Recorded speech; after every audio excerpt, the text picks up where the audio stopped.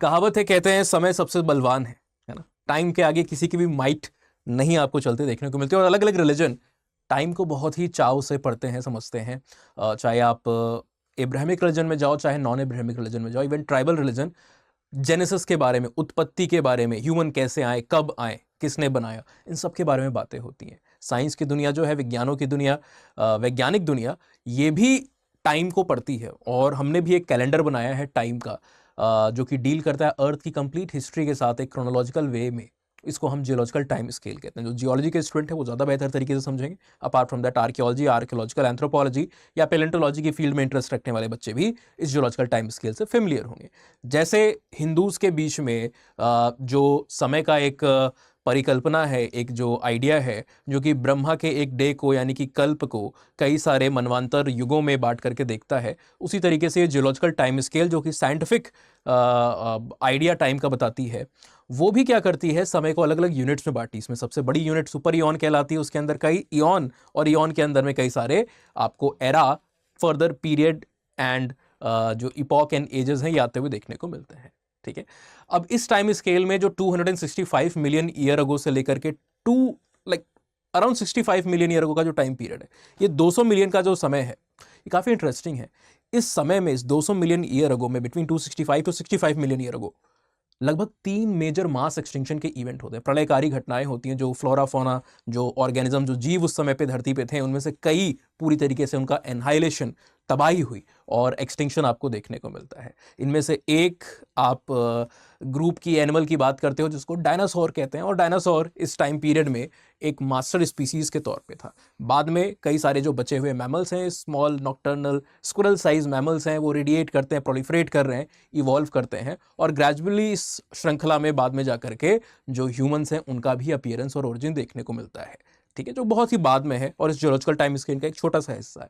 लेकिन हम इसकी बात क्यों कर रहे हैं? बिकॉज आज के समय में हम अपने आप को एक मास्टर स्पीसीज के तौर पे देखते हैं, और हमारी इस मास्टर स्पीसीज को कैरेक्टराइज करती है हमारी सोसाइटी और culture. Humans were at time definitely believe to have exclusive possession of socio cultural aspect.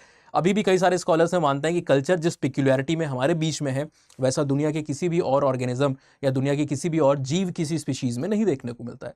हालांकि हाल फिलहाल में आई कई सारी जो प्राइमेटोलॉजिकल स्टडीज हैं, वो दिखाती हैं कि कुछ मंकीज में, कुछ एप्स के बीच में हमारी तरफ पिक्यूलियर या कॉम्प्लेक्स कल्चर तो ना नहीं, लेकिन कुछ हद तक एक प्रिमिटिव कल्चरल ट्रेड्स की झलकियां जरूर आपको देखने को मिल जाती है। ये सारी बातें, ये भूमिका क्यों बांधी जा रही है? बिकॉज आज के इस लेक्चर में हम एक एंथ्रोपोलॉजिकल अंडरस्टैंडिंग करने वाले हैं अबाउट सोशियलिटी अमंग प्राइमेट, कि प्राइमेट्स के बीच में भी ह्यूमंस की तरह सोशल ऑर्गेनाइजेशन देखने को मिलता है, वो भी आपस में एसोसिएट करते हैं। और कई बार यूनिट 1.5 पेपर 1 फिजिकल एंथ्रोपोलॉजी का जो पोर्शन है, वहां से डायरेक्ट क्वेश्चन आपको इस टॉपिक पे देखने को मिलते हैं। तो प्राइमेट का सोशल ऑर्गेनाइजेशन भी कई हद तक हमारी तरह होता है। इनफैक्ट जब हम उनके एसोसिएशन की बात करेंगे तो उसमें भी मोनोगेमस टाइप ऑफ सिस्टम है, पॉलीगाइनस, पॉलीएंड्री का जो सिस्टम आपको देखने को मिलता है, ये मिलेगा आपको। जैसे कि जब आप यूनिट 2.3 को सोशल एंथ्रो में पढ़ते हो और वहां पर बात की जाती है मैरिज की, तो उस मैरिज के अंदर में आप अलग अलग टाइप्स की मैरिज पढ़ते हो, जिसमें से ये पॉलीगाइनी, पॉलीएंड्री, ठीक है ना, इस पॉलीजिनेंड्री, ऐसे फॉर्म्स आपको देखने को मिलते हैं, और मोनोगेमी, जाहिर सी बात है यहां पर भी ऐसा ही होगा। पर हम आज एसोसिएशन या मेटिंग टाइप्स की बात नहीं करने वाले हैं, फैमिली स्ट्रक्चर की बात नहीं करने वाले हैं। आज हम सोशियलिटी के बेसिक की बात करने वाले हैं अमंग द प्राइमेट्स। तो जल्दी से हम टॉपिक पे आते हैं। आई होप आप कॉन्टेक्स्ट पूरा यहाँ पर समझ चुके होंगे, और ये हमारा प्रिपेयर किए हुए कुछ जो मेंस के बच्चों के लिए जो नोट्स है ना, उसको, कुछ सैंपल्स को हम यहाँ पर लेकर के आए हैं, और आज हम इसी के माध्यम से इन चीज़ों को समझने की कोशिश करेंगे। मेंस 2025 के बच्चे जो हमारे मेंटरशिप के अंदर में डायरेक्टली एनरोल्ड थे, जो पढ़ रहे थे, उनके लिए जाहिर से बात है हम एफर्ट्स करते हैं कई तरीके के एनरिचमेंट मटेरियल, ऐसी इंफॉर्मेशन जो भारत के किसी भी एंथ्रोपोलॉजी के बुक में या एक सोर्स में आपको नहीं देखने को मिलती है। कई सारे रिसर्च पेपर और किताबें भी अगर यूज़ की जाती हैं तो मल्टीपल फॉरेन ऑथर्स की जो क्रेडिबल किताबें हैं, जो इंडिया में ज़्यादा पॉपुलर या मार्केट में अवेलेबल नहीं है, ऐसी किताबों को मिला करके ये कंटेंट बनाया गया है। तो ये कुछ 40-50 पन्ने का जो मटेरियल है, इसके पीछे जो मेहनत लगी है वो लगभग 4 से 6 दिन की, कई सारे घंटों की, और लगभग मेरे ख्याल से 600 से 700 पन्नों की भी मेहनत यहाँ पर लगी होगी पूरा प्राइमेटोलॉजी को कवर करने में, जितने की एक किताब कई बार इससे कम होती। तो आपको जब आप ये पोर्शन पढ़ रहे हो तो आप एक तरीके से 600-700 पन्ने की मेहनत 50 पन्ने में और हमारे इस लेक्चर से उसको और भी क्रिस्प और समराइज तरीके से समझने वाले हो आप। सबसे पहले यहाँ पर प्राइमेट सोशल स्ट्रक्चर की बात करते हैं। सोशल स्ट्रक्चर क्या है, किस तरीके से प्राइमेट की सोसाइटी का कंपोजिशन आपको देखने को मिलता है। जैसे हमारी सोसाइटी है उसका कंपोजिशन हम देखते हैं, हम डेमोग्राफिक एंथ्रोपोलॉजी पढ़ते हैं या डेमोग्राफिक्स की फील्ड पढ़ते हैं, तो भाई हमारा सेक्स रेशियो क्या है, भारत की पॉपुलेशन या दुनिया के किसी भी देश की पॉपुलेशन में मेल कितने, फीमेल कैसे हैं, पॉपुलेशन की साइज कैसा है, पॉपुलेशन का ट्रेंड कैसा है, ये सारी बातें होती हैं। वैसे ही प्राइमेट सोसाइटी की भी जब आप बात करते हो तो उसका कंपोजिशन की बात होती है, वहाँ पर जो सेक्स रेशियो है उसकी बात होती है, ठीक है ना, यानी कितने मेल्स उसमें एक ग्रुप में देखने को मिल रहे हैं, कितने फीमेल देखने को मिल रहे हैं, उस ग्रुप के साइज की बात होती है कि क्या वहाँ पर एक कोई सॉलिटरी लिविंग का कैरेक्टरिस्टिक देखने को मिल रहा है, कोई अकेला एक मेंबर है या एक दो मेंबर है, या फिर एक बड़ा ग्रुप दिखाई दे रहा है या जरूरत से ज्यादा बड़ा ग्रुप दिखाई दे रहा है। कुछ प्राइमेट्स 40-50 मेंबर्स के ग्रुप के साथ में प्रेजेंट आपको देखने को मिलते हैं, ठीक है ना। तो ये सारी बातें यहाँ पर सोशल स्ट्रक्चर का पार्ट होती है। अब सवाल उठता है कि प्राइमेट का जो सोशल स्ट्रक्चर होता है उसको इन्फ्लुएंस करने वाले फैक्टर्स क्या हैं, और खासकर प्राइमेट्स के बीच में सोशियलिटी की जरूरत क्या है, why sociality is seen among the primates, अलग अलग तरीके के स्ट्रक्चर क्यों देखने को मिलते हैं। आज के लेक्चर में प्रिसाइसली हम इन्हीं चीज़ों के बारे में बात करने वाले हैं, और फर्दर जब हम अगले लेक्चर्स में जाएंगे तो डिस्कशन यहाँ पर होगा प्राइमेट के सोशल ऑर्गेनाइजेशन डायग्राम्स के साथ, जो मेंस में भी कई बार डायरेक्टली क्वेश्चन आ चुके हैं, आस्पेक्ट के ऊपर बात करने के, ठीक है। चलिए क्या क्या फैक्टर्स है, देखिए सबसे पहला इंपॉर्टेंट फैक्टर जो प्राइमेट की सोसाइटी को इन्फ्लुएंस करता है वो डिस्ट्रीब्यूशन ऑफ रिसोर्सेज होता है। हाँ, प्राइमेट्स जो हैं हमारी ही तरह अलग अलग तरीके के डाइटरी प्रेफरेंसेस को रखते हैं, मतलब उनके खाने पीने की जो प्रणाली है वो अलग अलग है। कुछ उसमें से फ्रूगीवोरस होते हैं, यानी फ्रूट्स के ऊपर ज़्यादा रिलाई कर रहे होते हैं। कुछ उनमें से इंसेक्टिवोरस होते हैं, खासकर जो आर्बोरियल लेसर प्राइमेट है वो काफ़ी ज़्यादा आपको देखने को मिलेगा इंसेक्टिवोरस है, इंसेक्ट को कंज्यूम करते हैं। इवन ग्रेटर एप्स में भी ये टेंडेंसी देखने को मिलती है, जहाँ टर्माइट्स बाकी को वहाँ पर क्या आता है। कुछ कार्निवोरस हैं और कुछ आपको देखने को मिलेगा कि एक mix type of dietary pattern को फॉलो कर रहे होते हैं।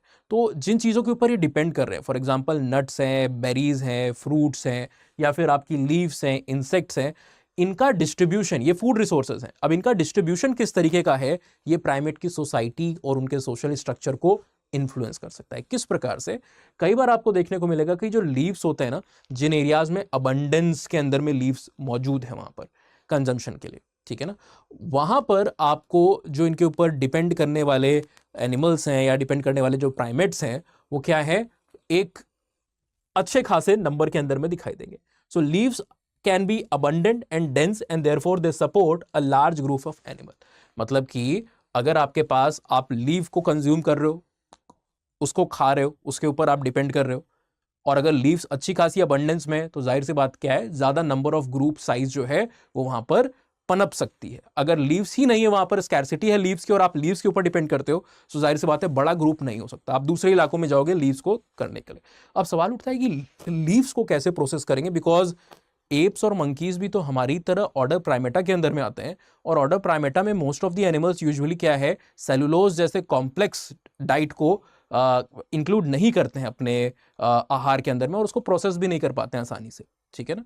लेकिन ये सबके लिए सच नहीं, कई सारे जो प्राइमेट के अंदर में मेंबर्स हैं they can successfully process and metabolise या ब्रेक डाउन, डाइजेशन जो है वो कर सकते हैं किसका, कॉम्प्लेक्स सेलुलोज का भी, ठीक है। रूमिनेंट्स के बीच में जो आप गाय भैंसे देखते हो वो तो खा सकती है, प्रोसेस कर सकती है, स्पेशलाइज गट है। लेकिन इसी तरीके से जब आप प्राइमेट ऑर्डर का क्लासिफिकेशन पढ़ते हो तो याद कीजिए primate order is divided into 2 sub orders, one is prosimian, the other is anthropoids, ठीक है ना।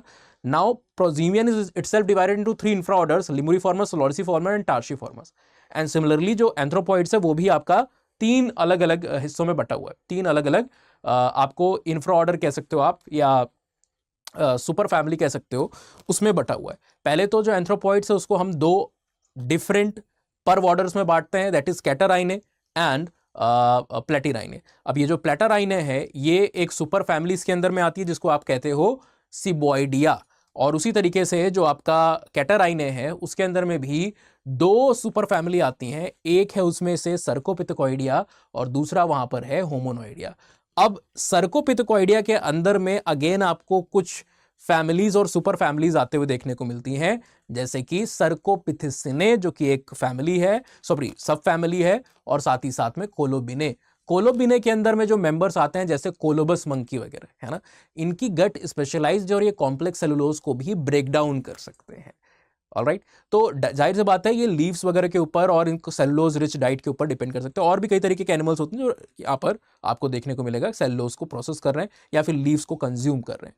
तो लीव की abundance can be one crucial factor जो कि प्राइमेट की सोसाइटी, सोशल स्ट्रक्चर, और सोशल स्ट्रक्चर से मतलब size, one of the aspect, उसको इन्फ्लुएंस करते हैं। सेकेंड होता है जो इंसेक्ट्स हैं। अब इंसेक्ट्स लीव की तरह अबंडेंस में या किसी एक ही पर्टिकुलर जगह पर आपको सारे के सारे मिले, वो नहीं होता है। वो पेड़ों पे नहीं उग रहे इंसेक्ट, है ना। इंसेक्ट तो लाइव है, वो स्टेशनरी नहीं है पेड़ों पत्तों की तरह, वो मोबाइल है, एक जगह से दूसरी जगह जा सकते हैं। कीड़े मकोड़े अलग अलग जगह पर जा सकते हैं, वो एक कई पेड़ पे नहीं उगते हैं इंसेक्ट, ठीक है।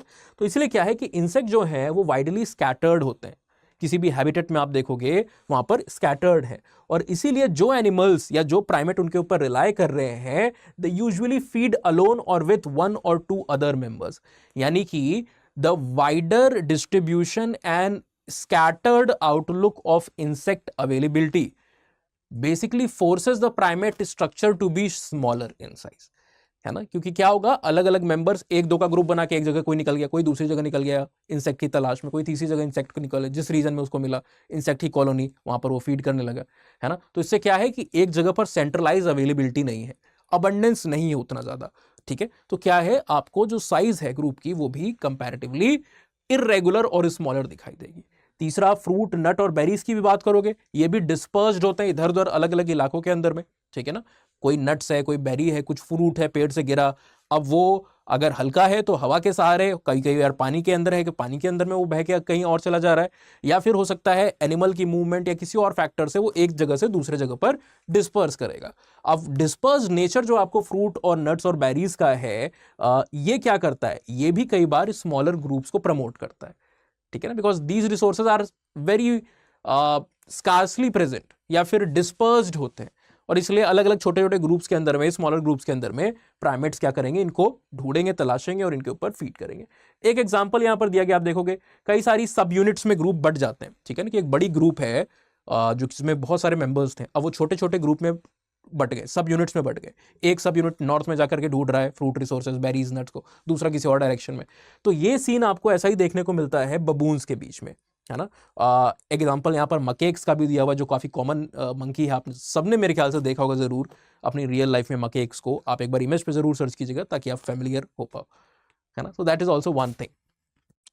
अच्छा, अगला यहाँ पर डिस्ट्रीब्यूशन ऑफ रिसोर्स के बाद जो दूसरा फैक्टर होता है ना, वो प्रिडेशन का फैक्टर होता है। प्रिडेशन यानी कि शिकार होने का जो एक खतरा है, ठीक है, या जो शिकार करने की टेंडेंसी है। दोनों चीज कर सकते हो आप, तो शिकार बन भी सकते हो, शिकार कर भी सकते हो। तो प्रे और प्रीडेटर, शिकार और शिकारी का जो एक इक्वेशन है, ये कई बार सोशल स्ट्रक्चर को इन्फ्लुएंस करता है। यहां पर क्या बताया गया है कि जो प्रिडेशन प्रेशर है, अगर किसी एरिया में बहुत ज्यादा है, हाई है यानी, है ना, यानी कि जो भी प्राइमेट है, आप देखोगे ना, chimpanzees for example, they are also part of order primata, but they are great apes, वो होमोनॉइडिया के अंदर आते हैं, सुपर फैमिली होमोनॉइडिया के अंदर में। और कई सारे प्रोजीमियंस या मंकीज जो होते हैं, जैसे इनफैक्ट बुश बेबीज और गलेगोस को लंबे समय तक माना जाता था कि चिंपैंजीज मीट नहीं कंज्यूम करते हैं। लेकिन one of the most credible scholars, कई बार अतिशयोक्ति में, एग्जैजरेशन में ऐसा कहा जाता है कि शायद भगवान को भी जितना चिंपैंजीज के बारे में नहीं पता, जेन गुडॉल को उतना पता है। उन्होंने पूरी लाइफ अपनी डेडिकेट की गोम्बे रिजर्व के रीजन में, अफ्रीका में, लीकी साहब के कहने पे। इनफैक्ट मतलब उनकी शुरुआत तो लीकी साहब थी, बाद में उनको खुद इंटरेस्ट आया तो उन्होंने रिसर्च की, पूरी लाइफ रिसर्च की, और कोइंसिडेंटली हाल ही में उनका निधन भी हुआ है, शी डाइड रिसेंटली, और हमने उनके ऊपर एक वीडियो भी वहाँ पर बनाया था as a short tribute. Detail में हम उनके ऊपर एमिनेंट स्कॉलर वाली सीरीज में कई सारे वीडियोस और लेकर के आने वाले हैं, उसको आप फॉलो कर सकते हो, ठीक है। बट बहरहाल वो बात बाद में होगी। तो इन्होंने अपने रिसर्च में ये प्रूव किया कि दे आर कार्निवोरस, और बहुत चाव से वो गैलेगोज और बुश बेबीज को कंज्यूम करना पसंद करते हैं। तो क्या है, जिस रीजन में अगर इस तरीके का थ्रेट है, सिर्फ चिंपैंजी नहीं, दूसरे एनिमल भी खा सकते हैं भाई, लेपर्ड भी खा सकता है, और भी एनिमल्स हैं वो शिकार कर सकते हैं। अगर प्रिडेशन प्रेशर काफी हाई है, यानी कि आप जो आपका शिकार कर रहे हैं ना, वो काफी उस एरिया में नंबर मतलब उनका ज्यादा है, या फिर वो लगातार आपके ऊपर अटैक कर रहे हैं, आपकी कॉलोनीज के ऊपर अटैक कर रहे हैं, लोगों को मतलब आपके ग्रुप के मेंबर्स को मार रहे हैं, तो ऐसे एरियाज के अंदर में आप देखोगे जो लार्जर ग्रुप होती है ना, लार्जर कम्युनिटीज, वो काफी एडवांटेजियस होती हैं। खासकर अगर आपका बॉडी साइज स्मॉल है और आप डायरेक्ट कॉम्बैट या कॉन्फ्लिक्ट में नहीं आ सकते उस प्रेडेटर के साथ में, तो नंबर ज्यादा रहेगा तो स्मॉल साइज वहां पर क्या है, और हायर प्रेडेशन प्रेशर कंपनसेट होने के चांसेस बढ़ जाते हैं, ठीक है। Dispersal can also be one of the factors जिसको यहाँ पर डिस्कस किया गया है। तो इसको भी आप देख सकते हो, ये मटेरियल आपको मिलेगा। अच्छा, अब दूसरी बात यहां पर उठती है, पहला पोर्शन हमने डिस्कस कर लिया, सेकेंड में यहां पर एक सवाल उठता है कि आखिरकार प्राइमेट जो है ये सोशल है क्यों? फैक्टर्स तो पता चल गए, लेकिन why they are actually social, तो उसके भी कुछ रीजन यहाँ पर अलग अलग किताबों से, रिसर्च पेपर से, इंटरनेशनल स्टैंडर्ड जो बुक्स हैं ऑथर्स की, अलग अलग ऑथर्स की, उससे हमने निकाल करके डाले हुए हैं। देखिए, सोशियलिटी जो है ना, बेसिकली क्यों इनके बीच में आ रही है? बोला गया है कि भाई primate live in groups despite the cost of competition. मतलब क्या है कि भाई स्कॉलर्स को यह समझना मुश्किल हो रहा था कि हमारी तरह कोई ऐसे सेटल्ड इकोनॉमी या कोई ऐसा फॉर्मल इकोनॉमी तो है नहीं उनके बीच में। रिसोर्सेज को ढूंढना है, फेच करना है, खाना है, कंज्यूम करना है और सर्वाइव करना है कंपटीशन को। तो साथ में रहने से तो कंपटीशन बढ़ेगा, चाहे वो एक्सेस टू मेटिंग पार्टनर्स हो, ठीक है ना, मेटिंग पार्टनर्स यानी कि ब्रीडिंग के लिए, रिप्रोडक्शन के लिए, वहां पर भी कंपटीशन बढ़ेगा, और साथ ही साथ जिन रिसोर्सेज के ऊपर आप डिपेंड कर रहे हो उसके ऊपर भी कंपटीशन बढ़ेगा। तो ग्रुप में रहने का फायदा क्या है? क्यों ग्रुप में रह रहा है? ग्रुप में रहने से तो कंपटीशन बढ़ जाएगा ना रिसोर्सेज के ऊपर, रहना तो अकेले चाहिए, लेकिन फिर भी ये ग्रुप में रहते हैं क्यों? बिकॉज इसकी वजह से जो बेनिफिट मिलते हैं वो कई बार आउटवे करते हैं किसको? ये जो इंजरी है या इन कंपटीशन है या जो हाई एनर्जी एक्सपेंडिचर है उसको। तो क्या है ये benefits? Let us try to understand. सबसे पहला यहां पर जो बेनिफिट है वो साफ साफ हमें पता चलता है, प्रीडेटर डिफेंस, शिकार से बचाव जो है वो सबसे पहला यहां पर फैक्टर देखने को मिलता है, जिसके लिए कुछ स्टडीज जो हैं और एग्जांपल्स उनको भी हमने यहां पर कोट किया हुआ है। सबसे पहले जो मल्टी मेल और मल्टी फीमेल ग्रुप्स होते हैं, सॉर्ट ऑफ पॉलीएंड्रस ग्रुप, ठीक है ना, सॉरी पॉलीजिनेंड्रस ग्रुप जिसको आप कहते हो, ऑलराइट, जहां पर एक जो प्राइमेट होगा, लेट्स अज्यूम कोई मंकी है या कोई एप है, उसके मल्टीपल फीमेल पार्टनर्स होंगे, और ऐसे ही एक फीमेल के कई सारे मल्टीपल मेल पार्टनर्स होंगे। तो मल्टी मेल मल्टी फीमेल जो ग्रुप होता है वहां पर आप देखोगे एडवांटेज प्रोवाइड करता है उन एरियाज में जहां पर अगेन प्रेडेशन का प्रेशर काफी ज्यादा हाई है ना, जैसे कि ओपन जो मिक्स टाइप के वुडलैंड्स होते हैं या फिर ओपन टाइप के जो सवानाज होते हैं। खासकर आप देखोगे लेपर्ड की यहाँ पर बात की गई, जो मैं भी कुछ देर पहले भी डिस्कस कर रहा था आपसे प्रेडेशन प्रेशर के अंदर में। लेपर्ड एक सिग्निफिकेंट प्रेडेटर होता है, खासकर टेरेस्ट्रियल प्राइमेट के। टेरेस्ट्रियल प्राइमेट मतलब जो जमीन पे रहते हैं। प्राइमेट्स अलग अलग टाइप के हैबिटेशन के ऊपर हैं। कई सारे प्राइमेट्स आर्बोरियल इन नेचर आपको देखने को मिलता है, खासकर आप जब प्रोजीमियंस को देखोगे, लोअर प्राइमेट्स को देखोगे, लॉरिस, लीमुर है ना, ये टार्शियर्स हैं, ये प्राइमरली आर्बोरियल होते हैं। अब ऐसा नहीं कि जमीन पर नहीं आ सकते, लीमुर को आप हॉप करते हुए कई बार देखोगे, आपको जमीन पे भी मिल जाएगा, लेकिन ज्यादातर इनका जो प्रेफर्ड मोड ऑफ लोकोमोशन है वो स्लो क्लाइंबिंग ऑन ब्रांचेस है, वो लीपिंग मूवमेंट आपको ट्री के ऊपर देखने को मिलेगा, एक पेड़ से दूसरे पेड़ के ऊपर जंप कर रहे हैं, ठीक है ना। तो कई सारे जो प्राइमेट्स हैं वो आपके ब्रेकिएटर्स होते हैं, यानी कि एक डाल से दूसरी डाल पे ऐसे स्विंग कर रहे हैं, आर्म स्विंगिंग कर रही है। बट ऐसा नहीं कि पूरे समय पेड़ पे रहते हैं, जमीन पे भी आते हैं, टेरेस्ट्रियल। तो कई ऐसे प्राइमेट जो कि ज्यादा समय जमीन पे व्यतीत करते हैं या प्राइमरली टेरेस्ट्रियल हैं अगर वो अपने हायर बॉडी वेट और साइज के हिसाब से, ठीक है, तो उनके बीच में आप देखोगे कि लेपर्ड के द्वारा शिकार किया जाना काफी ज्यादा पॉसिबल होता है। कई बार वो लेपर्ड का शिकार वहां पर बन रहे होते हैं। ऐसे ग्रुप के अंदर, ऐसे जो मेंबर्स हैं, ऐसे प्राइमेट के बीच में जो ग्रुप लिविंग होती है, उनकी chances of escaping from an attack बढ़ा देती है। इसलिए ये एक फैक्टर होता है कि क्यों वो ग्रुप के अंदर में रह रहे हैं या क्यों उनके बीच में सोशियलिटी है, why they are social, why they are associating. एक एग्जांपल यहां पर सवाना बबून्स का दिया गया है, ठीक है ना।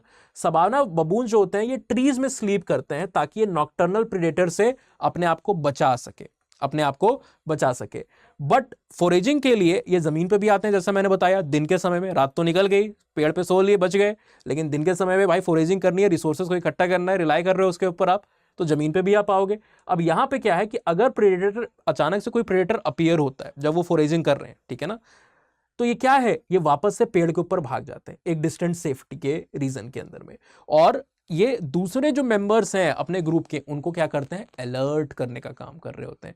यानी कि ग्रुपिंग और एसोसिएशन या रिलेशनशिप इनके लिए एडवांटेजेस है, बिकॉज एक अलार्म कॉल के थ्रू वो दूसरे प्राइमेट जो हो सकता है थोड़ी दूर पे जाकर के 100 मीटर 200 मीटर दूर आके वो ग्राउंड पे फोरेज कर रहे हैं, और शायद वो परसीव ना कर पाए अगर कोई प्रेडेटर छुपके आ रहा हो, है ना, उनकी जान जाने का खतरा है, बट ये अलार्म कॉल सुनकर के वो वापस से सबके सब पेड़ पे भाग जाएंगे। अच्छा, दूसरा क्या है, कई बार इनका साइज छोटा है सवाना बबून्स का, लेकिन जब इनका नंबर एक एरिया में ज्यादा है और वहां पर ये किसी प्रेडेटर को आते हुए देख रहे हैं, तो ग्रुप में ये क्या करते हैं, अटैक कर सकते हैं या फिर थ्रेटन कर सकते हैं उस प्रेडेटर को कि हमारा एरिया छोड़ के चले जाओ, इस कॉन्फ्लिक्ट से बच सकते हो आप, ठीक है ना।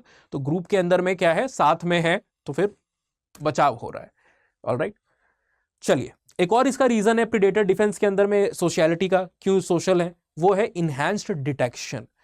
ज्यादा लोग रहेंगे, ग्रुप में रहेंगे तो ज्यादा नजरें हैं, और ज्यादा नजरों का मतलब है ज्यादा सर्विलांस और ज्यादा विजिलेंस। आप ध्यान रख पाओगे एक ग्रेटर एरिया में, बिकॉज प्राइमेट्स के बीच में आगे चल के हम लेक्चर्स में बात करेंगे, हमारी तरह टेरिटोरियलिटी होती है और हमसे कुछ ज्यादा ही हद पे टेरिटोरियल होते हैं वो, ठीक है ना। मतलब उनका एक होम एरिया होता है जहां पर उनकी सारी एक्टिविटीज होती हैं। होम एरिया के अलावा उनका एक कोर एरिया होता है जहां पर उनके most of the important resources concentrated होते हैं, एंड देन उनकी टेरिटरी होती है, वो एरिया जिसको वो एक्टिवली गार्ड करते हैं किसी इंट्रूडर या आउटसाइडर से, ठीक है। अब क्या यहां पर आप देखोगे कि जो इतना बड़ा एरिया है उसको एक्टिवली गार्ड करना आसानी से पॉसिबल नहीं है किसी प्रीडेटर से या बाहरी आउटसाइडर से। तो ये लोग क्या है, ग्रुप बना करके अगर रहेंगे तो ज्यादा आंखें अलग अलग दिशाओं में बड़े से एक एरिया को कवर कर सकती है, और अगर किसी एक को भी एक इंट्रूजन वहां पर पता चलता है तो एक अलार्म कॉल देगा, ठीक है ना, अलार्म कॉल देगा, कुछ तरीके से आवाजों को निकालेगा, और ये बाकी लोगों को अलर्ट करेगा और सबके सब उस एरिया में इकट्ठा हो जाएंगे और उस आउटसाइडर को या उस प्रेडेटर को डराने की और भगाने की वहां से कोशिश कर सकते हैं, ठीक है। So increase detection is one of the major reason. तीसरा क्या है, ये एक डिफेंसिव बिहेवियर होता है, जो कि इवन कई बार आप व्हाइट फेस साकीज को देखोगे ना, उनके बीच में भी ये चीज होती है कि भाई क्या है, ये या तो भाग रहे हैं और या तो ये फ्रीज कर जा रहे हैं जब भी एक लार्जर एनिमल दिख रहा है उसको थ्रेट करने की कोशिश कर रहे होते हैं। अगली बात यहां पर क्या है, food acquisition and competition. Sociality का एक रीजन ये भी है ना। क्यों आप सोशल हो, क्योंकि अगर ग्रुप साइज है, आप किसी के साथ एसोसिएट होकर के रह रहे हो, ठीक है, तो वहां पर क्या है, आप फूड एक्सप्लॉइटिंग एबिलिटीज, हो सकता है कोई एक एनिमल के सेंस बहुत ज़्यादा बेटर हो, जैसे ह्यूमंस में भी ना हम सबके स्किल्स टैलेंट अलग अलग होते हैं। तो कई बार हम लोग भी क्या करते हैं ना, आप देखते हो एक स्टूडेंट या कोई तो इंटरेक्शन मुझे कुछ समय पहले कहा जा रहा है, तो क्या है सर मैं बहुत स्मार्ट हूँ, और मैं इसलिए स्मार्ट हूँ क्योंकि मैं दूसरे के स्मार्टनेस पे बहुत रिलाई करता हूँ। मैंने बहुत सारे टैलेंटेड लोगों को वहाँ पर पकड़ रखा है और मैं उनसे बहुत ही अच्छे तरीके से बिहेव करता हूँ, बहुत ही प्यार से उनके साथ में रहता हूँ। उसका रीज़न क्या है, इसलिए नहीं कि वो लोग मुझे बहुत पसंद है, मैं उनके साथ इसलिए रहता हूं क्योंकि सब अपनी अपनी फील्ड में बड़े एक्सपर्ट है, बहुत माहिर है ना। तो किसी को कुछ चीज़ में बहुत अच्छा है, कोई किसी और चीज़ में बड़ा अच्छा है, तो मैं उनसे हेल्प यहाँ पर मुझे आसानी से मिल जाती है। तो ये कई बार एक अच्छी स्ट्रैटेजी होती है ना, कि हो सकता है कि जानवर में किसी एक की फूड को डिटेक्ट करने की, फाइंड करने की एबिलिटी बहुत बेहतर हो, तो आप अगर उसके पीछे पीछे चल रहे हो, यानी आप उसके साथ ग्रुप का मेंबर हो अगर आप, तो वो उसको फूड मिलेगा तो आपको भी एक तरीके से फूड मिल गया। तो क्या है यहाँ पर कि exploiting the food finding abilities of others in the group, जो पॉइंट मैंने यहाँ पर बताया। चींटियों को भी कई बार देखोगे ना आप डॉक्यूमेंट्रीज वगैरह में जो उनके होते हैं, चींटियां कई बार जब खाना उनको मिलता है ना तो डायरेक्टली उस पर टूट नहीं पड़ते हैं। आप उनको एक शुगर क्रिस्टल मिल गया या थोड़ी सी मिठाई का टुकड़ा आपने कहीं पर रख दिया तो उसके ऊपर टूट नहीं पड़ रहे हैं, रैदर हो क्या रहा है, वो सिग्नल कर रहे हैं जाकर के दूसरे आंट्स को, और सब एक के पीछे एक लाइन बना करके उस आकर उसके ऊपर खाने लग रहे हैं, कंज्यूम करने लग रहे हैं, ठीक है ना। तो इसी तरीके से ये एक प्राइमेट्स के बीच में भी एक स्ट्रैटेजी होती है। अच्छा, लेकिन इस स्ट्रैटेजी का एक कॉस्ट भी है कि ग्रुप लिविंग कर रहे हो, आप बहुत एबल हो, आपकी एबिलिटी से दूसरे भी आपका एक तरीके से उनको भी खाना मिल गया, वो भी फायदा उठा रहे हैं। तो एक चीज़ तो ठीक है, पॉजिटिव क्या है इसका कि सर्वाइवल होगा ग्रुप का, सबका भला होगा, सबका साथ, सबका विकास हो जाएगा, ठीक है। पर दिक्कत क्या है कि आपकी एबिलिटीज को दूसरा एक्सप्लॉइट कर रहे हैं तो आपका कॉम्पिटिशन बढ़ रहा है, ठीक है ना। तो वही बात यहाँ पर कि एक कॉस्ट भी है। Once food is found, group member must compete for it, alright. और इस फीडिंग कंपटीशन से कई बार ग्रुप की जो लाइफ है वो कई बार अफेक्ट होती है, यानी कि इंडिविजुअल, एक एक इंडिविजुअल को फूड तो मिल जा रहा है, सर्वाइवल हो जा रहा है, लेकिन जो एडिक्वेट अमाउंट ऑफ न्यूट्रिशन है जिसकी जरूरत थी, वो न्यूट्रिशन वहां पर नहीं मिल पा रहा है, ठीक है ना। इस कंपटीशन के अंदर में खासकर उनको जो सक्सेसफुली या इन अ बेटर वे compete नहीं कर पा रहे उन रिसोर्सेज के लिए।